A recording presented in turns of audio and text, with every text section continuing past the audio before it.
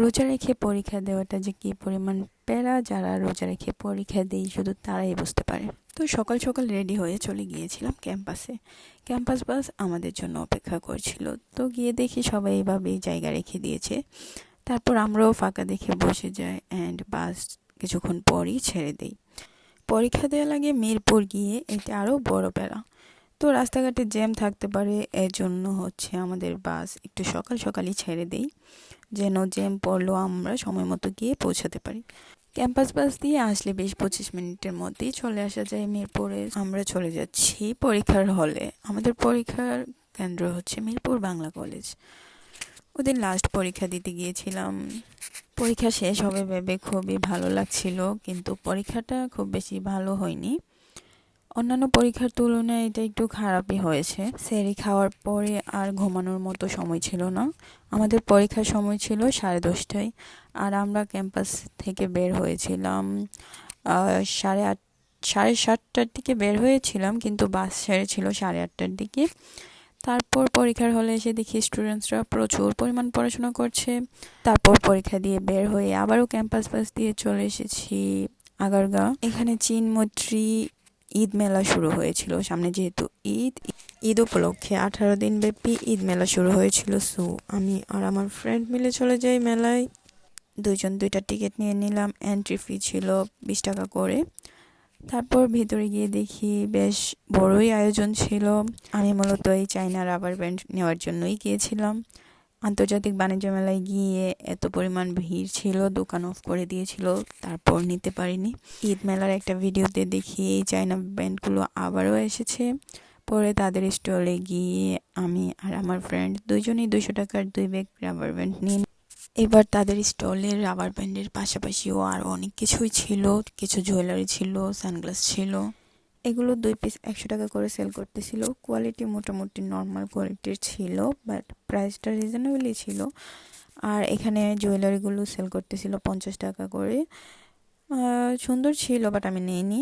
তারপর আমার সাংসারিক বান্ধবী চলে যাই সংসারের জিনিসপত্র দেখার জন্য। আমিও সাথে গেলাম। ভালোই লাগলো, জিনিসগুলো খুবই সুন্দর, বাট প্রাইস অনেক বেশি, তাই এখান থেকেও কিছু নেওয়া হয়নি। দেখছিলাম, খুবই ভালো লাগছিল, জিনিসগুলো অনেক সুন্দর, কিন্তু বাজেটের বাহিরে ছিল। তারপর বেশ কয়েকটা খাবারের স্টল ছিল, আমরা সেখানে গিয়ে দেখে আসছি।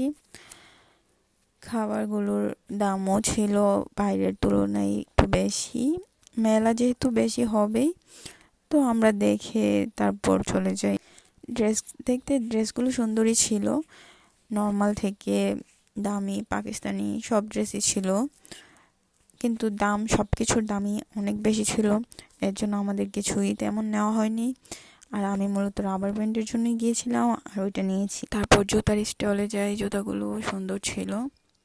আর এদিকে একটা আপু জুয়েলারি সেল করতেছিল। জুয়েলারিগুলো বেশ ভালোই ছিল। উনি চিটাগং থেকে এসেছে নাকি। জুয়েলারির পাশাপাশি ওনার কাছে ফেস প্যাকও ছিল, তাছাড়াও শাল ছিল। আর এদিকে আরেকটা আপু জুয়েলারি স্টল নিয়ে বসেছিল। ওনার জুয়েলারিগুলো ছিল হ্যান্ডমেড, খুবই সুন্দর অ্যান্ড সিম্পল ডিজাইন, ভালোই লেগেছিল। তারপর আরেকটা স্টলে বালিশের কভার আর চাদর সেল করতেছিল। আমার বান্ধবীর তো দেখে পছন্দ হয়ে গেছে, তো ও নিয়েছিল। অ্যান্ড এদিকে আবারও হ্যান্ডমেড জিনিস ছিল কিছু। এই ডিজাইনগুলো আমার খুব বেশি পছন্দ হয়নি, মোটামুটি ছিল। তারপর আমরা পুরো মেলা একটু ঘুরে একটু দেখে চলে এসেছিলাম, যেহেতু রোজার মাস ছিল। আমাদের তো ইফতারের সময় হয়ে গেলে সমস্যা, ইফতারের আগে আগেই হলে যেন চলে আসতে পারে, এজন্য একটু তাড়াতাড়ি বের হয়ে গিয়েছিলাম মেলা থেকে। যদিও তেমন কিছুই নেওয়া হয়নি, কিন্তু ঘুরে বেশ ভালোই লেগেছে। চীন মৈত্রীতে প্রায়ই মেলা হয়, তবে মেলাতে জিনিসগুলোর প্রাইস এত বেশি থাকে আমাদের বাজেটেরও বাইরে। তারপর বের হয়ে দেখি এখানে কত সুন্দর একটা নার্সারিতে ফুলগুলো এত বেশি সুন্দর লাগছিল, একদম নিয়ে আসতে ইচ্ছা করছিল সবগুলো, কিন্তু সবগুলো তো নিয়ে আসা পসিবল না, তাই ভিডিও করে নিয়ে এসেছি। আর এদিকে এসে দেখি শিবিরের পক্ষ থেকে 3 হলের জন্য ইফতারের আয়োজন করেছে, তো ইফতার নিয়ে চলে এসেছি রুমে। ওকে, সবাই ভালো থাকবেন, আল্লাহ হাফেজ।